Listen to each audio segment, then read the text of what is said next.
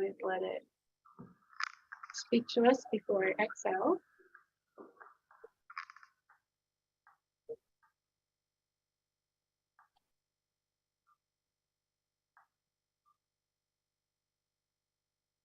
There we are.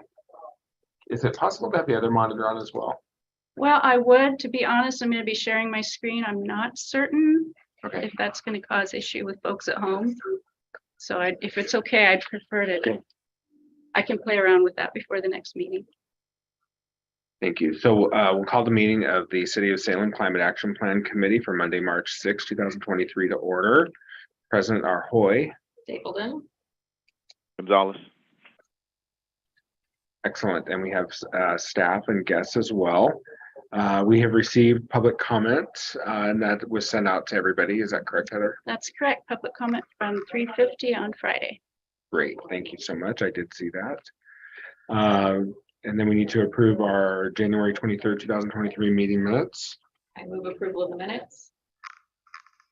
Second. Any discussion? All those in favor say aye. Aye. Aye. Aye. Thank you. Motion passes.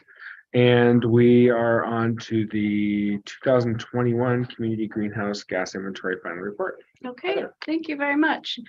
So we have a few slides this morning to walk through, and Hannah from ICLEI is again joined to help with questions. I'm so appreciative.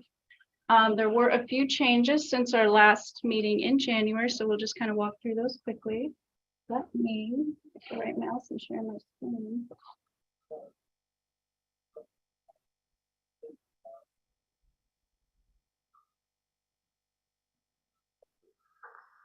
Okay.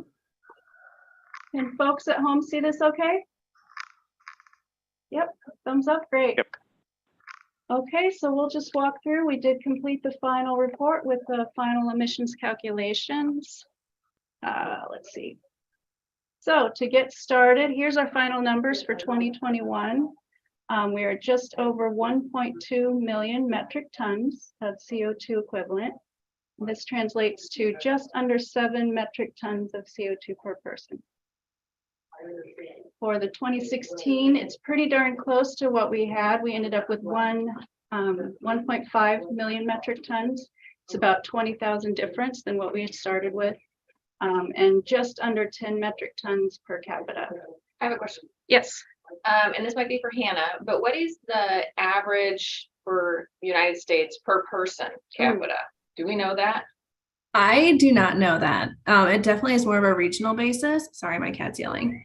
Definitely more of a regional basis. I do think it would be probably on par with around the 7 in like the Pacific Northwest is gonna be my best gut check. Okay, thank you. Would it be possible for you to give us some comparators so we have a little bit more context for that to see where we stand in terms of, you know, some of our typical comparable cities? That would be, I think that would be That'd interesting. be really great. Yeah. I would love that. Yeah. So Heather, you and I can follow up, and if you could think of some cities that you guys would like to compare to, I can see if they're ICLEI members and or find ones that are nearby. And then I can connect you with them and or ask to view their information. And then we can do like a member benefit where we would like compare you guys to other cities. Oh, wow. Fantastic. That'd be great. Thank you, Hannah. Of course. Okay, so that final number that we did come up with for 2016, that included, and I'll walk through these. There was a correction to the solid waste number. We did update the wastewater emission number. And we hadn't yet completed the 2021 to kind of compare AFOLU, the agriculture, forestry, and land use estimate. So we completed that. It's quite different than what we did in 2016. So we ended up just removing that as well. And what you'll see down there at the bottom, it's a difference of just over 300,000 metric tons of CO2, about a 20% reduction. Although we're thinking more than a reduction, it's actually likely primarily due to that change in transportation data.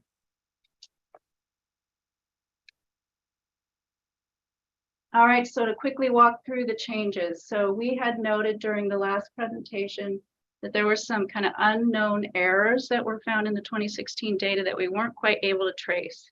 And what that was showing us was more than 120% increase in our emissions between the 2 years. So what we ended up doing is deciding to use the 2021 methodology and backtracking to the 2016 so that we could show a 9.65% increase. And that's comparable to our population increase between those 2 years. Our initial estimate, just for reference, was only 18,000 metric tons. What it is now, it's close to 41,000, as you'll see before, down below. So 40,682 plus that almost 10% increase based on population gets us to the 44,000. Any questions on that one? Yeah, I didn't quite follow bullet number 2. Could you go over that again? So you corrected to match the methodology. I understand that part of it. But the part about where you say and show a 9.65% increase based on population change. Increase. So you're just making an assumption of based on population of solid waste. Is that okay? Yeah, we're using the 2021 number, and then we're looking back, assuming that there was a 9.65% increase. Okay. Mirroring what our population increase Okay. was for Got now. it. Yeah, so I can also just jump in quick. The number we received for 2021 was direct from the landfill or waste hauler. And we were able to use that number to then calculate based on tonnage for the appropriate number for 2021. Then to backtrack is when we use a population ratio. So we looked at 2021 population to 2016 population, multiplied that tonnage by that ratio number. And that's how we were able to downscale for 2016 to result in that 40,000 number that you see there. So it is based on population, like we said. And then so that would increase, but then now as we move forward into other inventories, you're going to be able to directly have that tonnage number from that point of contact. And then we'll be able to track it better year over year instead of making any assumptions moving forward. Thank you. Of course. Okay, good. Thank you, Hannah. So glad you joined. Okay, so moving to the wastewater calculation. We had noted back in January that we had a large amount of emissions, almost 61,000 metric tons from that 2016 value that was tied to wastewater lagoon emissions. And we've learned that we do not have wastewater lagoons out at Willow Lake. Not sure that we ever did. So we were able to go back in and just remove that 61,000 metric tons. And that was the biggest chunk of our total, which was almost 67,000 there on the left. So we removed that 61,000 and we're down to 5,774 is our corrected number for 2016.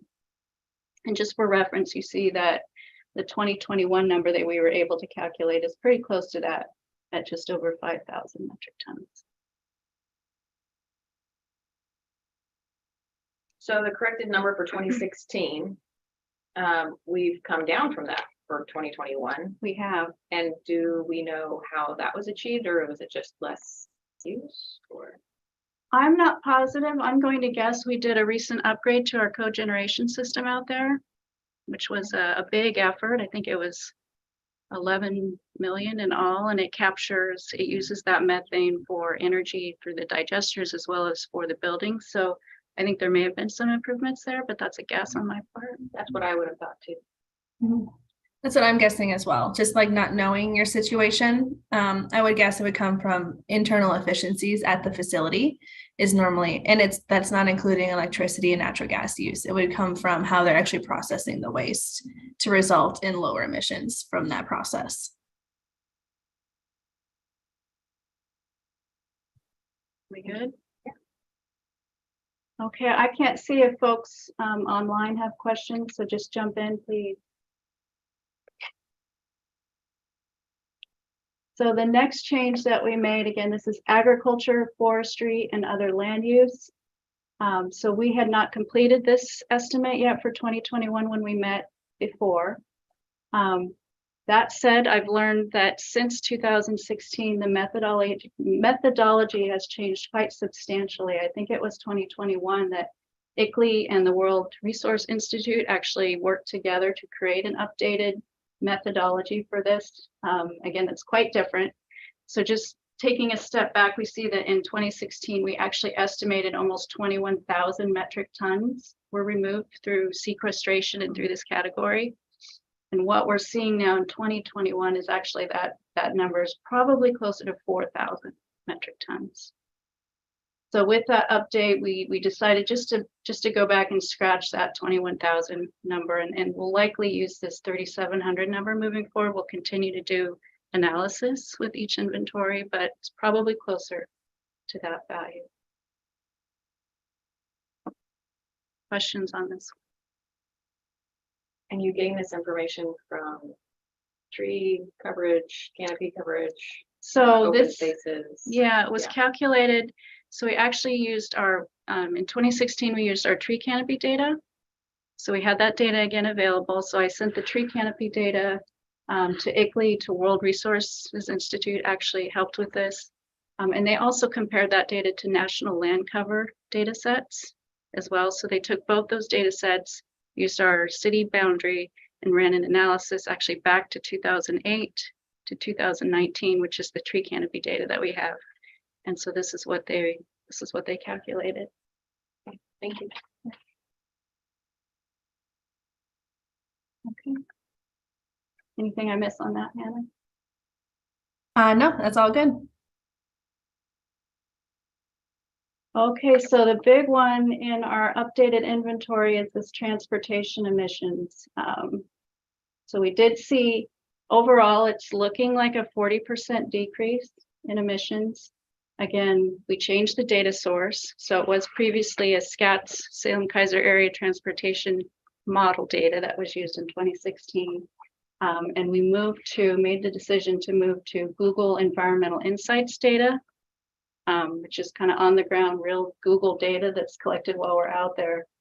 It's free data. It's what most folks, I think, are moving towards. So that did change the vehicle miles traveled within city limits quite a bit. If you remove the transportation, so we have overall a decrease. Again, we're thinking it's likely just a change in the data. If you pull transportation altogether from the total emissions, we actually see an increase, a small increase, so about 4%. So it's recommended between the 2 points that we don't make any decisions now. We're thinking we can move forward and get either within 2 years, we want to do it sooner, we can use the Google EIE data again and get those kind of 3 points and start making a better determination of where we're at. So again, that number wasn't removed from 2016. We're kind of just waiting to see. We can have more discussions if we want to go back and correct. But no trends, we're recommending no trends be pulled from the data yet. Is it possible to use the updated stats data also just to sort of see an apples to apples comparison? So we get a better sense on, did it go up? Did it go down? Did it stay flat? I can ask, that's a good question. We thought about using it from the beginning and we're told, well, you guys should probably use Google. We're going to be using that moving forward likely. I can ask and see if they can run that model again. That's a good question. And I definitely support, whatever the national trends are, using those data sets for sure. But it would be just interesting as we're trying to get started. I mean, because we have so many different, because transportation is our number one source, and it would just be interesting to be able to get a sense. Yeah, it would. Let me ask. Hannah. I can also just jump in. Google EIE is launching their new 2022 data. So relatively soon, you guys will be able to see like a trend year over year. So they have the information in from 2018 through 2022, or it will through 2020 right now, and 2022 will be available soon. And then also, as we start looking at transportation options or even doing another inventory, ICLEI has this option called a dash inventory, which would include just pulling in your transportation information from Google EIE and then contacting your utility providers for electricity and natural gas. So if you're looking to look at those trends year over year, doing a dash inventory is something that's a lot faster that you guys could consider, like potentially for even like 2022 or 2023 if you really want to keep on top of like trying to look at where the trends are going. Thank you for that, Hannah. We'd actually wondered about that. Just doing transportation again a year from now was another question that came up. So that's probably an option, but I'll also ask about the SCATS data and just see if we can get that as well. Thank you. Of course. And then if you guys do want any sort of EIE data pulled, it's the member benefit. So just do reach out to reach out to us and we were able to pull that for you in no time. Awesome. Thank you. Of course.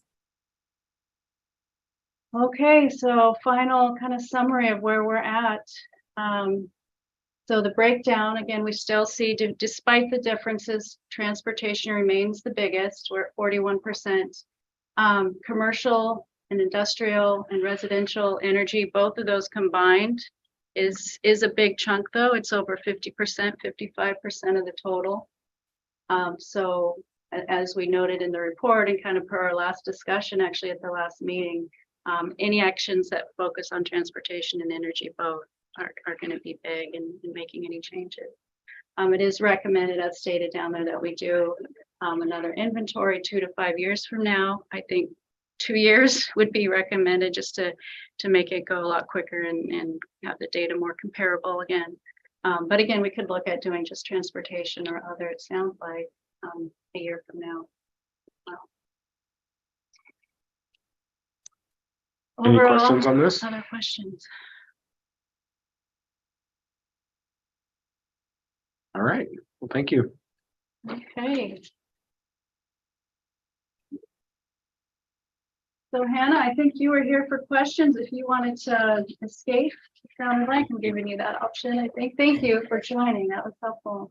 Of course, if you guys have any questions, again, please do follow up. And then, like I was actually going to say something and I just forgot. Oh, overall though, your inventory looks like your results and everything that you guys are working towards, and like even just your overall inventory results for 2021 are not bad. So I want to throw that out there that like I work with cities like relatively the same size and population. You guys are doing very well.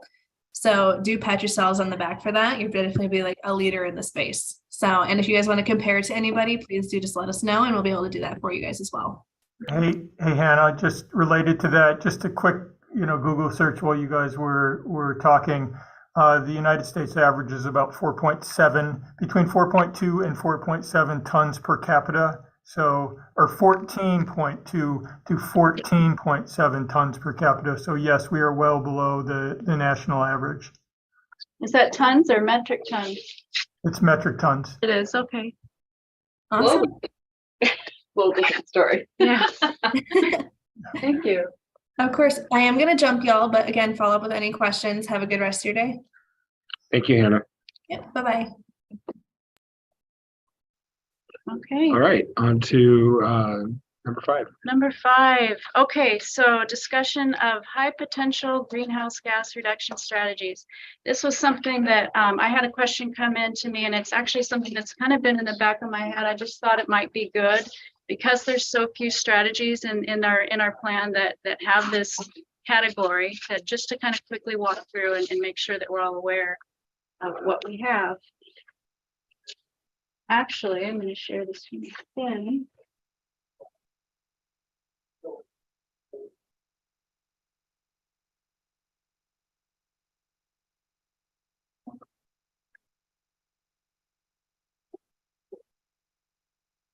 So included in the agenda packet for this meeting is the complete list of 11. I think I've mentioned before, there's 2 kind of towards the end of the list, EN 30 and EN 9, that I was able to confirm with folks that actually worked on the plan development, that those 2 are essentially, they're worded a little differently. There's some differences between them, but they're essentially referring to the same task. So in my mind, we have a list of 10 strategies. So actually, and I just remembered before we dive into these strategies, there was a question on methane at the last meeting. So I wanted to just get that out. I think it was Councilor Phillips who asked about the life of methane, the lifespan. Yep. So just quickly, just for the record, so methane lasts about 12 years, it looks like, in the atmosphere. Nitrous oxide, which is the other one of 3 that we tend to include in our CO2e, 100+ years. And then carbon dioxide can remain in the atmosphere for thousands of years. It sounds like it's one that never really fully breaks down. So just to have that question answered. Thank you for following up on that. Okay. So back to our list of 10 strategies. Before we kind of walk through, and I plan to walk through them quickly, I do just want to remind that, so this greenhouse gas reduction potential is kind of one label that's assigned to each and every strategy in the plan. But there was other kind of categories that included cost, anticipated cost to start implementation, lead agency, be it the city or other utilities, co-benefits, so other benefits from each of these strategies beyond greenhouse gas reductions. And the other one I wanted to point out, and this wasn't included in your list, but there's a time frame that was associated with each of these that was a recommended timeline to start implementation. And so not all of these on this list were recommended to begin within the first couple years. It's organized short, medium, or long-term, short being the first couple years, medium 3 to 5 years. And those with the long-term category we were thinking they wouldn't start for 5+ years. Now, that's not to mean that things can't be flexible. We can't move and just adjust things around. But I don't think there was ever any intent that we were going to jump on all of these, right? And really, we're in the first year. So just wanted to throw that reminder out. Okay. So as we walk through these, EN32, all of these that are in blue that have the blue text, those are currently on our work plan for this year. And we started talking about them last year. So promote incentives offered by the Energy Trust of Oregon. This was, again, it was on our early implementation list. It's on our work plan. It's one of those that was recommended to start right away. Energy Trust representatives came and spoke to us, I think it was September of last year, and gave kind of an overview of all the different services and programs that they provide.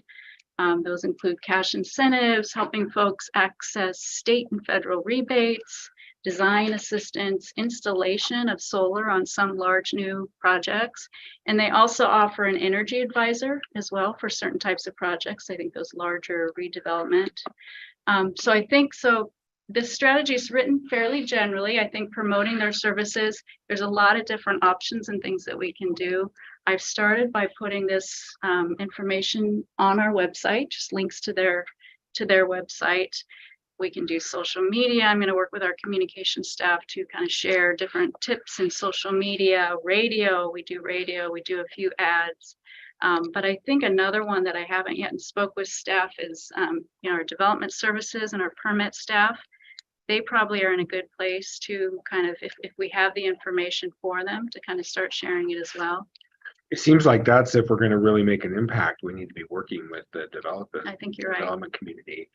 You know, as we're doing education and things like on the development code and our Salem and all of those different things, that seems like a perfect opportunity to be working with them, getting the information out there to them. Yeah, I think you're right. So that's something I'm planning to do shortly. We do get a lot of questions, or I have already, just, what kind of incentives are out there? Right. So it's just good information to have, and I'm going to try to consolidate that. But I think you're right, working with development staff. And then reconnecting with Energy Trust, I think, every so often, and get feedback from them on what they think would help. I would like to see some sort of really specific plan that connects this with the development staff, with maybe to have Lisa talk to us about ways, I want some tangible things. I think all of the promotion, everything is great, but I think we really need to be getting this information into every conversation we have about development. Yeah. So I'd like to see some sort of plan that captures that. That sounds good. That makes perfect sense to me. So, yeah. And maybe the plan would, I want to open up the conversation for Lisa to be free to come up with ideas for incentives. Right. Even not just how do we promote it, but how can we even incentivize this kind of, I don't know what we could do to make it, more attractive for developers to go all electric, but I would love to have that conversation. Yeah. Okay. Great idea. I'll reach out to Lisa. Thank you. Other thoughts on this one? Okay. It's pretty quiet. Okay, so TL 24, I'm just gonna kind of keep moving through the list fairly quickly. Yep. So charge for city-controlled parking, starting with on-street in the downtown business district. Again, this was another one recommended that we start within the first couple years. And with your motion last week, Mayor Hoy, it looks like staff are going to come back soon with a plan forward to start hopefully implementing. I know that there's a number of concerns. Parking in general raises a number of concerns with the community. So as was mentioned during the council meeting, and I think as I've heard from others, you know, public engagement and outreach communication is going to be a big part of this. I think there's also some additional studies, analysis, and another parking study that will need to be done. So I'm looking forward to learning next steps and excited to see it hopefully. And this is one where you talked about it initially, Heather, about other benefits and really while this is on our greenhouse gas reduction strategy list, the motivation behind my motion actually, while this was certainly in the back of my mind, that there are other benefits as well. So I think we can, so I think it would be good to be able to capture that. Yeah, absolutely. Great. Okay, EN 11, create a climate champion partnership program in collaboration with major energy users in the community. Honestly, this is one I've not really dove into just yet. It was listed as a long-term strategy, so one that we wouldn't even begin to start at least for 5 years out.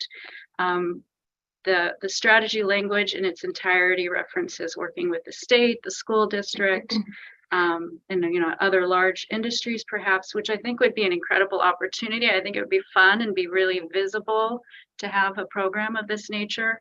I do think that it makes sense for us to first kind of get a better, more solid picture of our own energy use at our municipal facilities. And that's actually, that's another strategy, EN 12, that is on the work plan for this year. So I think we start with EN 12, get a better picture of where we're at. I know that we've made a ton of improvements and retrofits to city facilities over the years, so I'm trying to get my head wrapped around all of that. And then what are our opportunities moving forward before we then take kind of that information and start promoting it with other users. Makes sense to me. Along those lines, Keith and I actually had a meeting scheduled for this morning that got canceled with Maria Pope, the executive, the Yes. Chief Executive Officer of PGE. So Yeah. it would be helpful if you could arm us with some information for that when we get that meeting rescheduled.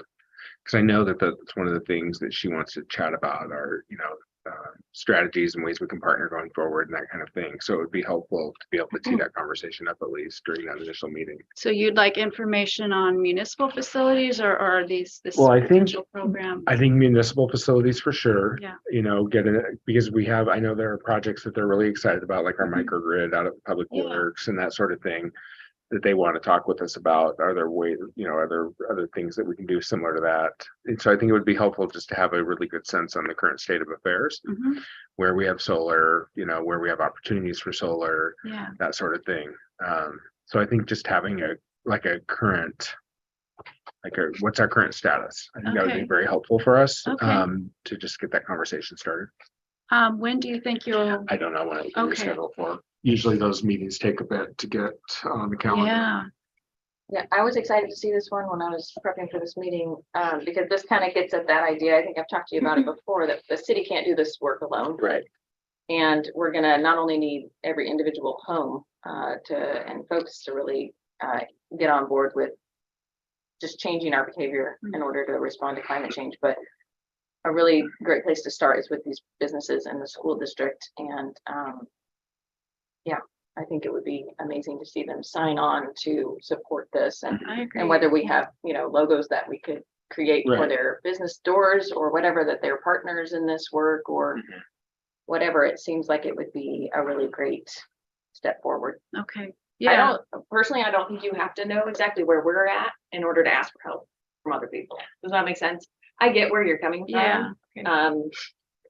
But I would love to see this maybe start in this next calendar year or so. Oh, okay. Just to try and get folks, because everybody is moving in this direction already. And so if you can get some kind of synergy around an idea, then you get momentum within a community.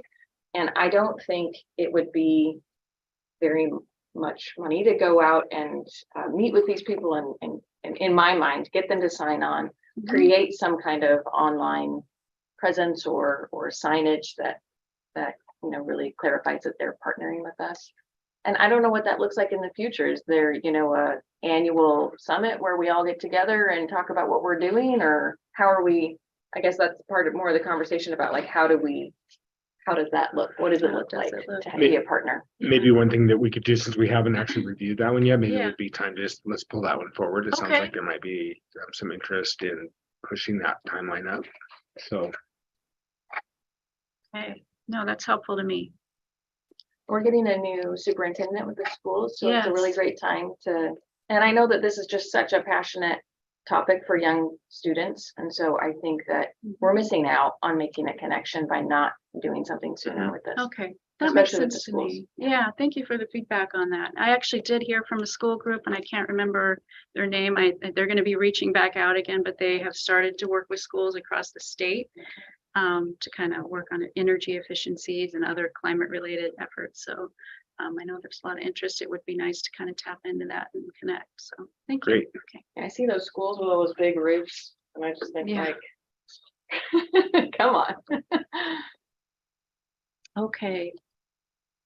Good discussion. So we are now at EN 31. Implement policies to reduce natural gas usage. This one was called in our plan for as a medium, one of those on the medium timeline. So 3 to 5 years, it was initially thought we would start looking at this. We've learned recently that Eugene has moved forward, just passed a ban, and it's natural gas starting this year on residential, and that was low-rise residential, so nothing above 3 stories, is my understanding, and that was only new construction, so not existing residential. So they are moving forward. Milwaukee passed 2 resolutions earlier last year asking staff to come back with code revisions to prohibit gas infrastructure again in residential, and that's beginning in 2024. The second resolution was for city gas systems that are failing to be replaced with electric, and I think in some instances starting right away on that. So a couple cities are looking at this. I've not seen a whole lot at the state level here yet. I know buildings and energy efficiency itself has been a big conversation topic. There's a resilient buildings task force that's had a number of conversations. The Oregon Global Warming Commission's had a number of conversations on building efficiency. There's a few bills kind of on the table, a couple that would prohibit local entities from doing these kinds of prohibitions. There's one in the other direction that would allow, so not seeing a lot of movement on either of those yet, but there's a number of conversations.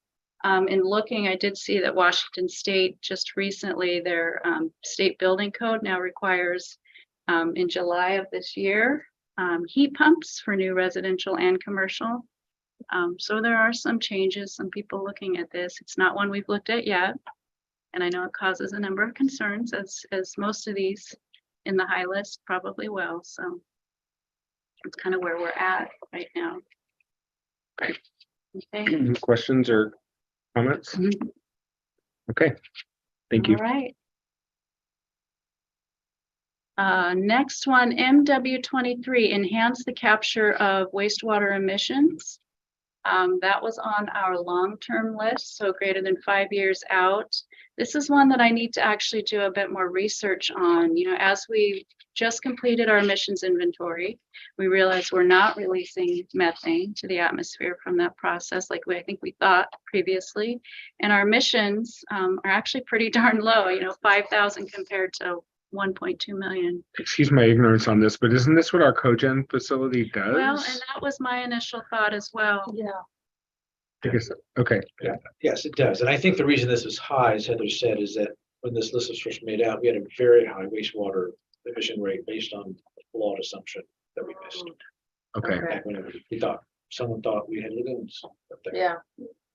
We do have space for a second cogen, And so I'm not sure what our efficiency is on how much we're capturing now, if there's more to be captured if we put a second cogen. And my understanding is that the cogen facility has challenges currently just because we're kind of Yeah, well, out front and it's, yeah, the new one that we put in is new generation, and we've had a lot of ongoing mechanical issues with it. So when it's up and running, it's extremely efficient, but we also have quite a few breakdowns, so it's often aren't quite as good.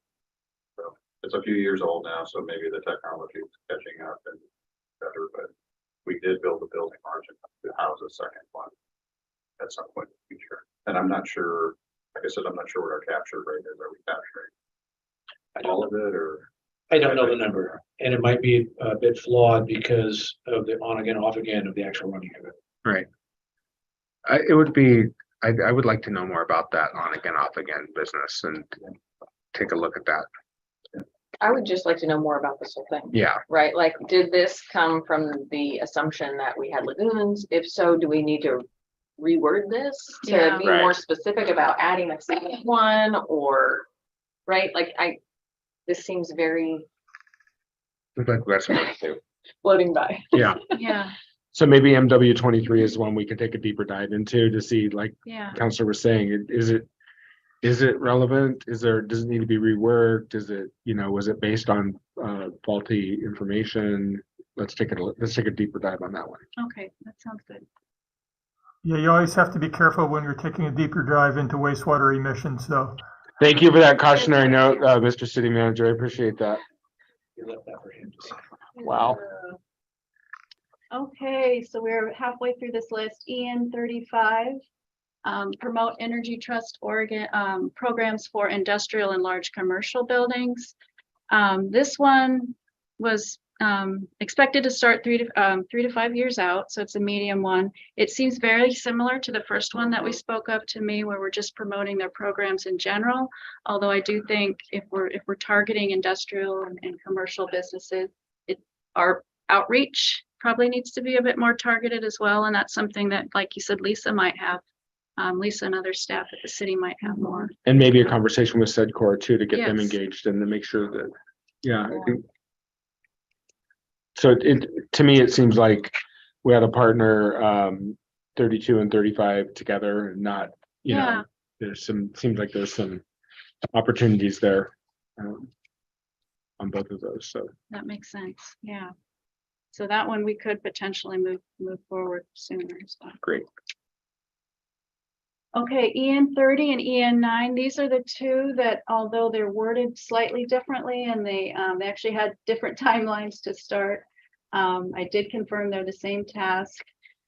So work with PGE to design and adopt a community-wide clean energy program or a green power rate, as EN 30 says. So PGE actually came, and I think it was the same meeting that Energy Trust joined, and they gave a very high-level overview of what is a new potential umbrella green tariff program that's actually kind of baked into House Bill 2021, and that's the bill that set pretty stringent clean energy targets for Pacific Power and PGE. So this community-supported renewables tariff program is in that bill language as well as an option for the utilities to come up with. And what that would be for communities is it is a higher rate. If a community is interested and we go through and sign a participation agreement with PGE that's pretty detailed, then we would potentially have a higher rate across the city that would be an opt-out for folks. So it would require, again, a lot of communication, a lot of discussion up front. And then there were, folks of low income they would be automatically enrolled without the extra fee, is my understanding. But there's a lot of details that PGE is still working to work through. So we met with PGE recently, a few of us, and they confirmed that the program is still under development. They're still working through the bones of what this tariff might look like. The next step, as I understand, PGE submits to the Oregon Public Utilities Commission their clean energy plan, which outlines their plan forward to meet the targets in House Bill 2021. And I think it is supposed to include kind of the basic framework for this new tariff program as well. So once that plan is submitted, and they'd mentioned March, so I need to keep my eyes open, see if that gets submitted. I think it's going to be several months is what they're expecting before the PUC would approve that plan and a program. And then they would start having conversations with communities, individual communities in PGE and Pacific Power service territory to gauge interest in this tariff program for their community. So it would need to be approved by city council before it would even need to go forward. Okay, so we'll stay tuned to see what that work looks like at the PUC level. Yeah, I'm gonna Okay. start watching and see when that gets submitted and checking in with kind of other folks. Other cities are watching this as well. Great. So, What would the money go toward? Green energy efforts? yeah, there would be, again, it's still being fleshed out, but basically to support local renewable energy projects. And I think that could be like hyper local, potentially like in Salem.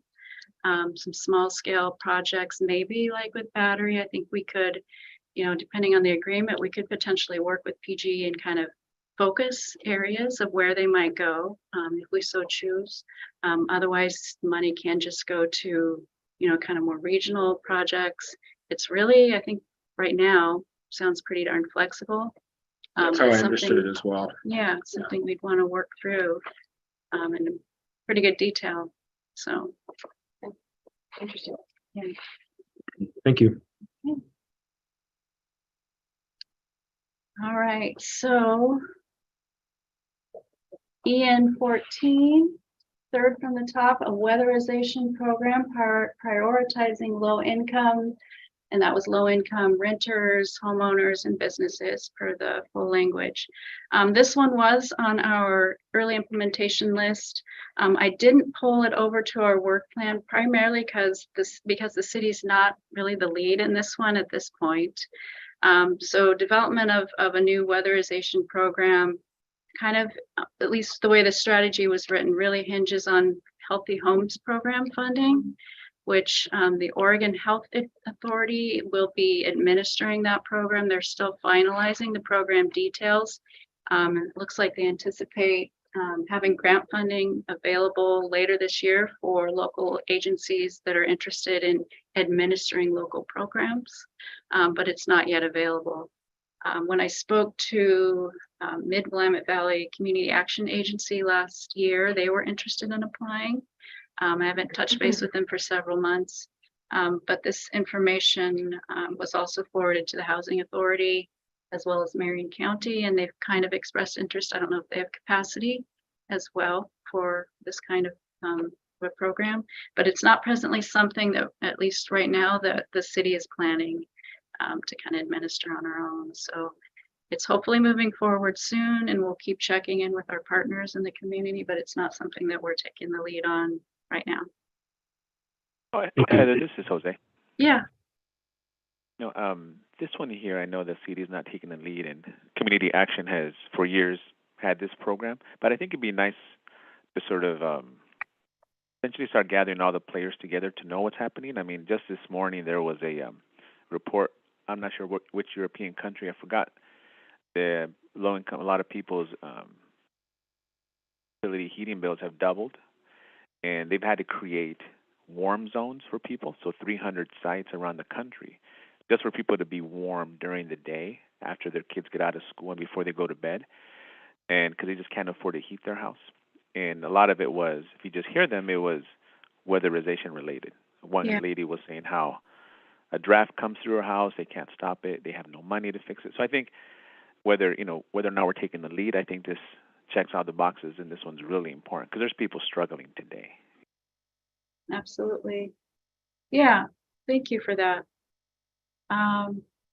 Yeah, so right now I have plans to continue to check in with these folks, but I think you're right. I think bringing folks together to kind of talk through and maybe see if there's other options and just kind of get a better sense on the programs that would be offered, maybe some of the gaps that would still remain, and other things that we could do to kind of step in and help, even if we're not the lead, perhaps on that.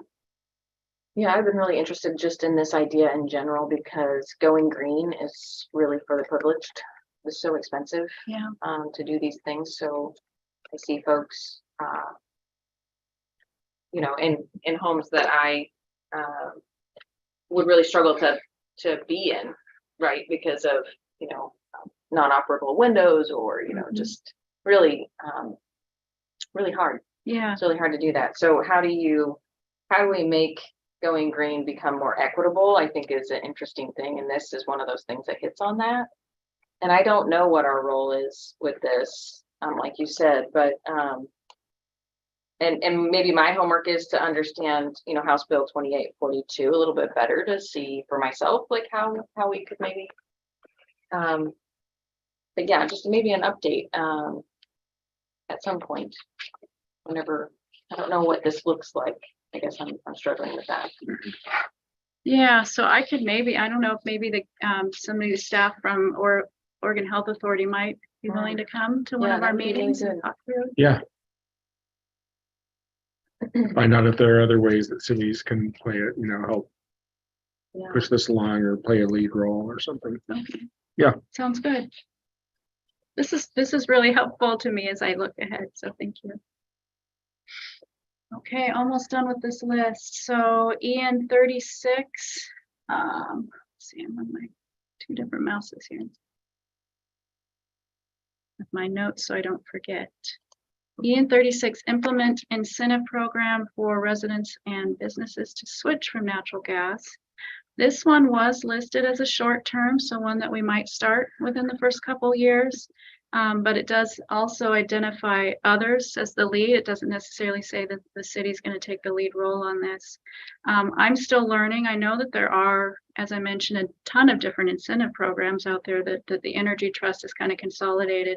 But I did hear, I think we've had in place at least over a year now from Department of Energy, a heat pump program, but it sounds like that's been maybe expanded because there's new information coming through. In fact, there was just a webinar this last week asking kind of for the same thing as the Healthy Homes program, local administrators, local agencies to administer this community heat pump deployment program, which is just getting started and rolling forward. So that information, again, I wasn't assuming that would be a city program that we would manage maybe down the road, or maybe we want to start looking at that. But I did forward that information to Housing Authority, Marion County as well, and they expressed an interest. So I think there's going to be an expanded number of options for folks to transfer over to heat pumps in the coming year. And I think that program as well was looking at low income folks. What about also just things like, ranges and things like that, other gas appliances? Yeah. Maybe it'd be helpful to have an update from Energy Trust of Oregon, or Oh, sure. because it seemed like they're the lead on the incentive programs, to see if there's a way we can partner. I was trying to figure out, like, how does a city incentivize something Yeah. like that? I'm not sure that we can, but we might be able to help. I don't know. Or maybe there's a way. Yeah. Okay, so yeah, Energy Trust and maybe Department of Energy. This was under Yeah. their purview as well. So Yeah. okay. And this Just to is- share real Yeah. quick, Energy Trust of Oregon has been doing a great job lately in reaching a lot of the small business owners through one of the Latino Business Alliance the meetings we have. They've been present at every meeting. They're sponsoring. They have both people that do commercial and residential staff presenting, attending those meetings. So Energy Trust is making a big push right now. So I think you're right. If we can just open the door, I think I think they're gonna do what they do. Yeah. That's great. Yeah, and if there's a way, like, just on that, because I think incentives are a great way to have an impact without the downside, of the mandate. Mhm. And if we can, like, especially people in existing homes that we're probably never going to mandate anyway, if we can incentivize people to switch those out, I think that's any way that we can help facilitate that is great. Okay, that makes sense. Especially when you look at our numbers. I mean, yeah, we've always thought transportation's our number one, and it really is. But when you look at, everything, really, it's the residential and commercial heating that is almost as much or more Yeah. when you combine them. So, Yep. yeah, there's a lot of potential. Sounds good. All right, last one on the list, TL8 was essentially increasing bus service in Salem. That again was on the short list, so within the first couple years. And Chariots, again, they joined us, I think it was August last year. Their long-range transit plan was still under development at the time. It's since been finalized and was approved by the end of the year. And it really was that long range, which was their first ever kind of 20+ year look at what kind of their funding priorities were going to be needed and what other opportunities for them to expand the system. So that's been completed. And I know that's going to inform kind of more short-term plans. They do service plans that are updated every 2 to 3 years. So they're looking at ways, options to increase service. They're also looking at their fee structure. You know, as we all know, folks under 18 are now free to ride the bus systems Just for this year, just for this year.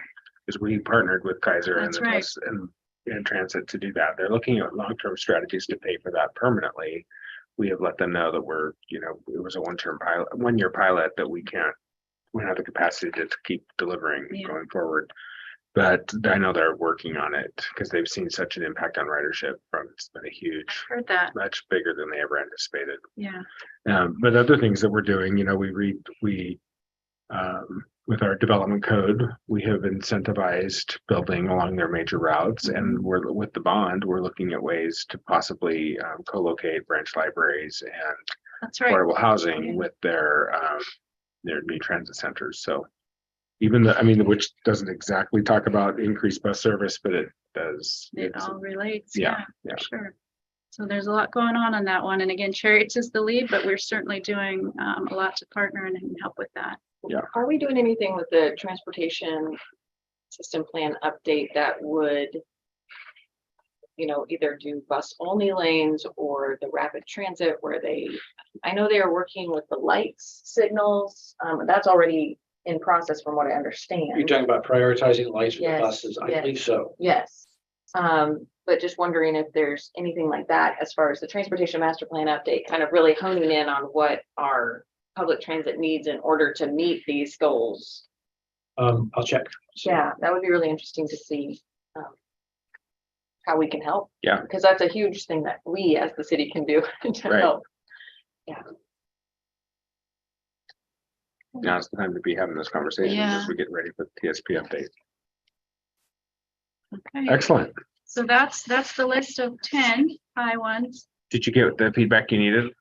Yes, actually, Great. that was, I wish I'd done it sooner. I think it was good to just kind of walk through and have that conversation and see where the interests are and opportunities. We've got some things we're going to pull forward and take a deeper look at that we haven't done yet. So that's good. I feel good about that. Getting some more things up on our plate. Now on to the 2023 climate action plan, work plan. Yeah, and so I resent that back out in the agenda packet. I didn't change that from our last meeting.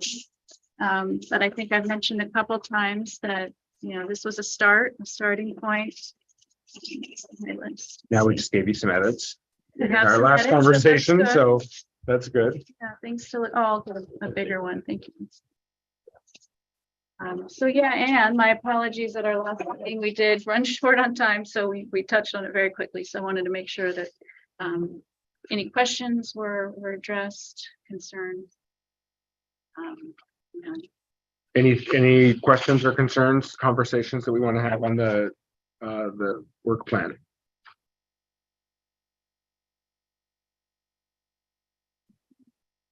Well, we'll Sounds just- like, I think the last conversation kind of was all of the things that I had. I didn't have any additional comments on this part. Okay, very good. Yeah, the status updates on these are really nice to have, just to kind Definitely. of see And what is happening okay, with them. I'll plan on kind of maybe for the meetings ahead, if we have the time, which we will, I can kind of walk through and give my updates. Yeah, this should be a standing agenda Yeah, item, I think. okay. I feel like we should just keep the progress, keep it in front of us and we can continue to get feedback and Yeah. Yeah. Okay, so I didn't have a whole lot of updates on many of these. EN4 began reporting GHG emissions. So we have essentially wrapped that one up so that's one that's kind of completed at this point. And we'll look, and again, we'll start looking at other options for that transportation piece and the scats. But it's almost done. We're moving forward with TL 24 up above in the transportation. I've not heard any updates yet on the DEQ rule. I know Julie's sitting in on the DEQ committee for that, or has. Okay. We know that the TSP is moving forward with phase one. I sat in, they did a walkable mixed use discussion recently over Zoom to kind of talk about under the CFEC, the community climate friendly, equitable rule, kind of that next step of the process. Is the regional work going okay? I think so. I haven't got an in-depth discussion. I think there's been some discussions with the other Kaiser and others. We're still working with the regional players to come up with, you're talking about the governance structure for Yeah. that. Still trying to navigate the landscape. and figure out what that's gonna look like. Is there a way out? Does that make sense? Like if we don't find a good place to land, how do we land? Does that make sense? That's my most political correct way of saying that. Well, we'll land somewhere for sure. Oh, okay. I'll be interested to see how that goes. I can say we're still approaching the preferred approach, which is a Great. partnership Yeah. with the other players, particularly us and the county, also like the Marion County, Polk County is not part of it, and Kaiser. We're still, our preferred outcome is a governance structure that integrates all the players together. There are options otherwise, but we're focusing on our preferred outcome. Fantastic. I like preferred outcomes. And we know EN7 is really close. At least we've got the next step right. We're in the budget. So, yeah. Okay. Thank you. Yeah, I can walk through these others quickly. We still have a bit of time if folks want to. There's not a whole lot of updates. EN12 I mentioned already. That's the look at our own energy use. Right. I will say on that one, I did want to share, there's a ton of grant opportunities that are coming through every week. But there's one in particular that I was looking at for this that was through the Federal Department of Energy. It's a non-competitive grant. We would be eligible for almost 215,000. We just need to go through and kind of submit the paperwork. I think there was some information due in April, and then we have to have a community or energy strategy that would be submitted as well. So I'm looking back, we actually did one back in 2010. And what would be the focus? What, these are energy efficiencies, but what would be There's a the, ton of the list of eligible projects for that grant funding is huge. But what I was initially thinking is kind of that comprehensive, per this strategy, kind of comprehensive look at our own buildings, Okay. the energy use and what our opportunities are. okay, great. That was just one thought. So we still kind of, but I don't want to miss that opportunity to kind of just submit the paperwork. Non-competitive grants are good. Yeah. Yeah. So, The microgrid project, as you mentioned before, that was our $1 million grant funding that we received. I haven't heard any updates on that. I know engineering was working with PG to get the final kind of agreement in place. But that was scheduled to be completed with the building later this year. So I'm going to keep checking and update, hopefully moving forward. We spoke briefly about EN30, the potential green tariff that we'll be looking at in the coming months. As well as EN32, I'm going to reach out to Lisa and get her thoughts. Environmental screening tool, this was one from our early list. I haven't really dove back into. where's that one? CM1 under Thank you. community. So this is one, I know that our IT folks were starting to look at demographic data and just making sure that city staff citywide had access to consistent data. And I think we're also looking at new options for kind of environmental data as well. There is an environmental component that's I just learned recently that's wrapped into our CIP prioritization project process. Sorry. So and that's EPA data, I believe, but there's been since a couple of other updated programs looking at different environmental justice data as well that are out there. So I think this was just one that we thought it would be really good to kind of dive into and get a better understanding of the data that's out there and what we could help use in our decision making. CM37 is a public engagement campaign to educate on the climate action plan itself and individual actions that folks can take to reduce their own carbon footprint. That seems like a big one to me, and it's something if we finally get out there and start talking about this more and in a positive light, kind of what each individual can do on their own and kind of get people interested and excited. I think that would overall be really good for this plan in general and the other strategies that we want to move forward. But Hopefully, as our new communication strategy rolls out over the next year, that'll be part of it. that will help, yeah, Yeah. for certain. Let's see, MW21, explore incentives for residents and businesses that reduce food waste, including the use of a pay structure for municipal waste based on lower overall costs or lower rates of contamination. This one was wrapped into folks from finance are working on an updated policy that's expected sometime this year. So I know that Ryan is still working on that. So I haven't heard any recent updates on this one, but I can certainly bring staff back maybe to one of these meetings as well, but they're looking at that. And then the last item on here is the natural hazard mitigation plan, which I have been sitting in monthly. We've got monthly meetings going on with fire and other folks at the city and other community stakeholders to look at natural hazards that hit the city, as all cities these days, and kind of strategies forward for that new plan. So climate action has certainly weighed in a little bit. Some of the strategies in our plan certainly mirror some of the strategies we're looking at in that natural hazard plan as well. So it's been interesting. It wasn't one of the strategies, but it's certainly related. So Great. Anything else on the work plan? that's the list for now. Okay, And sort of update that. so we're on to item 7, staff CAP program updates. Anything? And so I provided the big one I wanted to share was the energy efficiency and conservation grant, the non-competitive, which I just mentioned. Public education is another big one that I think that I haven't really dove into yet. I think other folks have ideas on, and I just wanted to share that I've been kind of tapped into. There's a monthly solid or a waste reduction group of local communities. I think Kaiser, Marion County, others are in this group. I've sat in one meeting now, but that's their whole focus is on waste reduction. So that's one avenue, but through that kind of connection, I'm planning to now attend an outreach event for Earth Day that the Marion County folks are putting on at Spungs County Park. Spungs County Park. Kaiser, Okay. North So Kaiser, kind of north on the I think- north side. I'm yeah. not even sure where it is. I've Yeah. heard the name. But I'm looking forward to that. It's my first invite to get out there, and then they've invited me to kind of attend their master recycling. The name has changed, but the Master Recyclers Program. It's a great so, program. Yeah, It's really great to understand the system and how it all works. And I'm excited to Yeah. jump into that and excited to get out there. I think that's going to be a lot of fun, is getting out in the community and doing that. So, great. So those were the big updates. We talked briefly about the TSP that I had. So. All right. Any other updates? Things for the good of the order? Anybody online? All good. Thank you, Counselor. All right. We are adjourned then. We'll meet again Monday, May 8th. Right. Thanks, everybody. Thank you. Thank you. But we got a totally unrelated update for you.